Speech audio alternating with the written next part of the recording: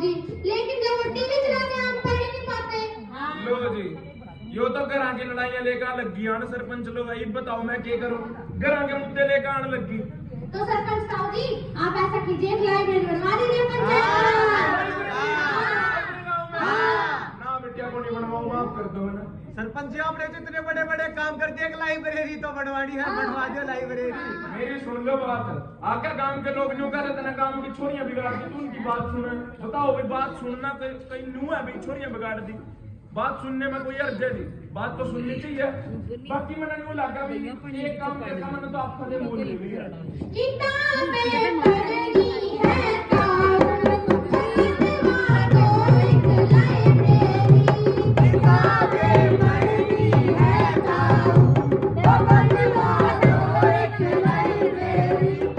Library में तुम करोगे के?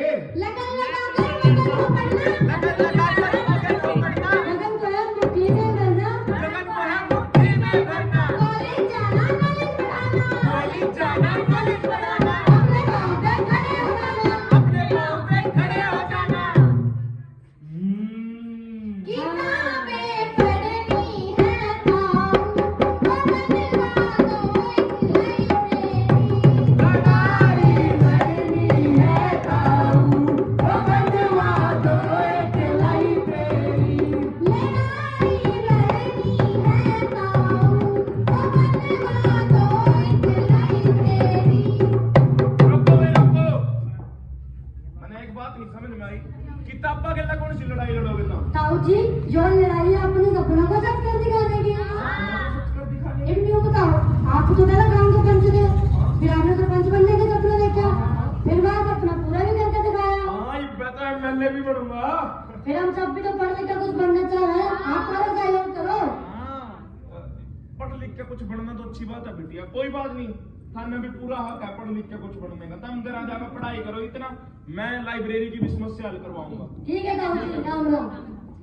परिवार तो सोचो, एक ऐसा परिवार तो सोचो, जिसमें समाज व्यवहार को सोचो,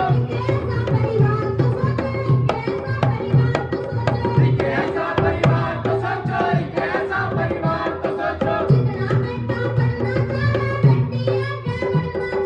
जितना बेटा पढ़ना चाहे, बेटी आगे बढ़ना चाहे,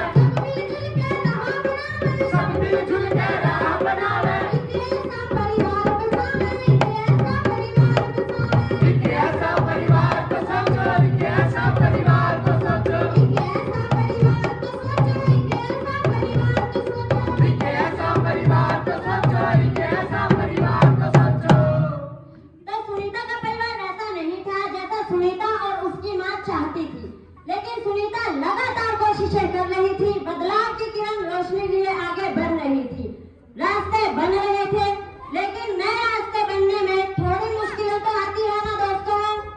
लाइब्रेरी बनने से बहुत सही हो गया है, अब कम से कम अपने गांव में समूह में पढ़ाई का माहौल तो बनने लगा है, लेकिन अगर हम पास हुए क्या हम कॉलेज जा पाएंगे?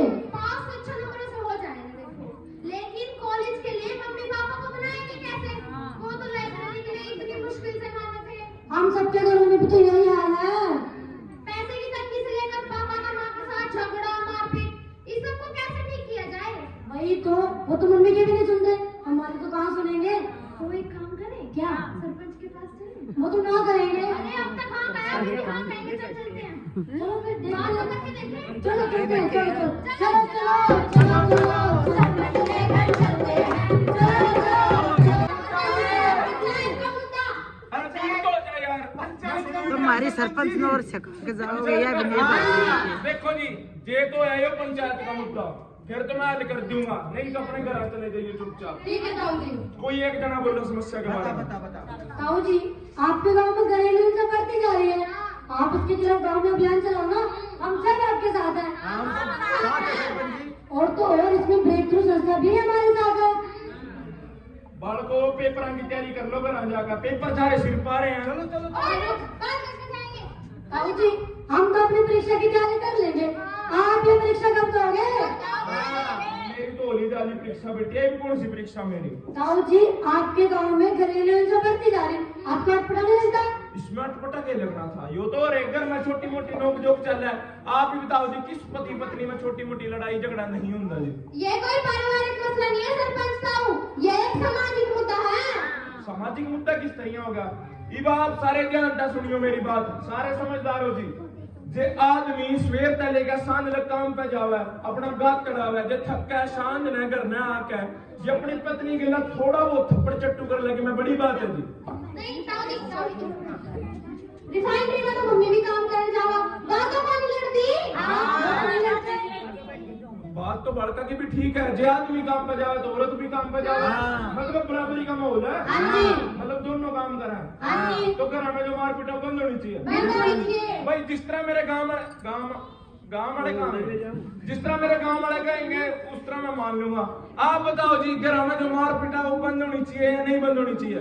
बंद होनी चाहिए जी। अरे जो घर में घरेलू हिंसा का मुद्दा, पंचायत का मुद्दा बनना चाहिए जी। ठीक है जी, जिस तरह मेरे गांव वाले कहेंगे मैं तो उस तरह मान लूंगा बेटिया, कोई बात नहीं। सब मन लगा कर पढ़ाई करो और कोई समस्या हो मैं तब बता दूंगा। ठीक है बेटिया, आशीर्वाद पर याद रखोगे, सबका प्यार मिलेगा तो एक एक करके हम सारे गांव की समस्या हल कर देंगे।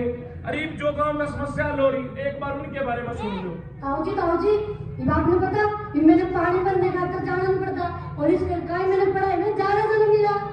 ताऊ जी अब तो मां की कमर और पांव का दर्द भी काफी बेहतर है, और एक और बात ना मानना, फसल अच्छी होने की भी पूरी उम्मीद है।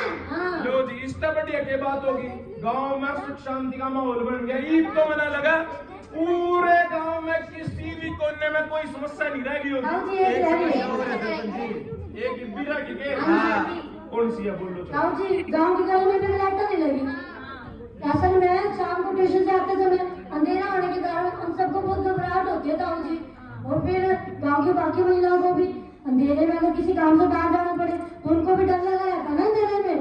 फिर ये मांग भी तो काफी दिनों से की जा रही थी, अब तक तो हो जानी चाहिए था ना सर। मैंने लगा बेटिया दूसरे कामों की वजह से यो काम रह गया होगा, कोई बात नहीं, मैं जल्द से जल्द लेटर का भी प्रबंध करवाऊंगा, अपने उच्च अधिकारियों से बात कर। ठीक है ताऊ जी, मन लगा कर पढ़ाई करो। ठीक है ताऊ जी। सपना देखा जा सकता है वो पूरा भी किया जा सकता है। जो सपना देखा जा सकता है वो पूरा भी किया जा सकता है। एक बार आप भी साथ में बोलो, जो सपना देखा जा सकता है, जो सपना देखा जा सकता है वो पूरा भी किया जा सकता है। वो पूरा भी किया जा सकता है। तो अभी एक बार पूनम मैम के लिए जोरदार तालियां बजाएं, वो आकर आपको बताएंगे कि ब्रेक थ्रू क्या है और क्या काम करती है।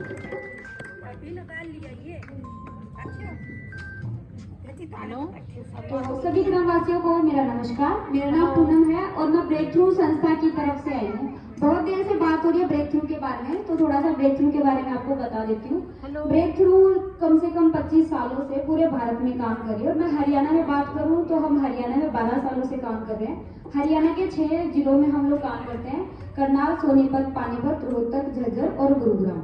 इनमें हम 125 गांव और 133 स्कूलों में कम से कम 24,000 किशोर किशोरियों को पढ़ाते हैं और उनको स्ट्रेंथन करते हैं, यानी कि उनको सशक्त करते हैं गांव के मुद्दों को लेकर। तो जो आपने नाटक देखा है, ये हमारे ही गांव के, जिन गांव में हम लोग काम करते हैं उन बच्चों की ही कहानियां हैं। ये कहानी झज्जर के गांव की भी हो सकती है। तो आप सबका बहुत बहुत धन्यवाद कि आप सभी यहाँ आए और इतने अच्छे से आपने पूरा नाटक देखा।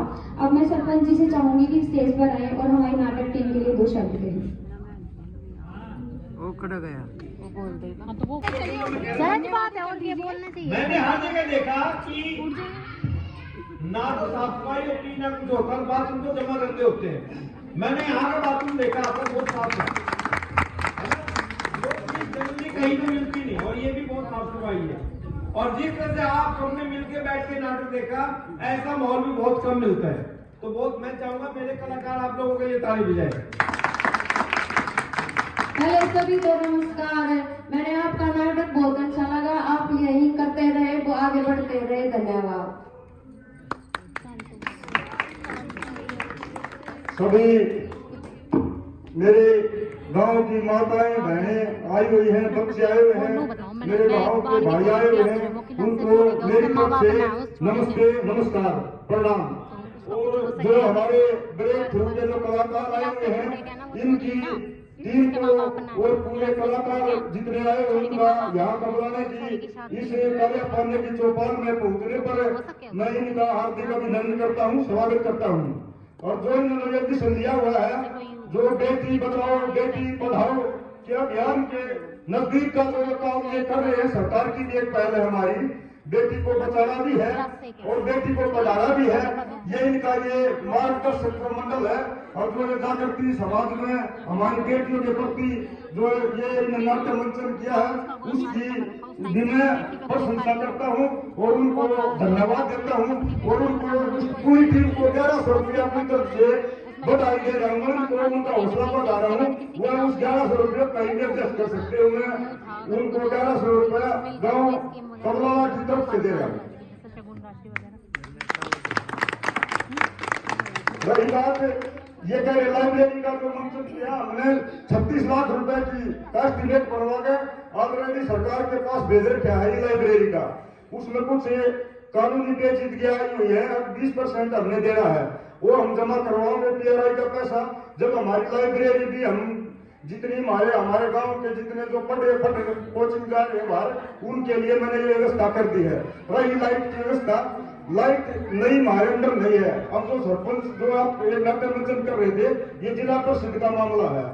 ये हमारे पास 19 अधिकार हैं, उनसे बाहर है लाइट।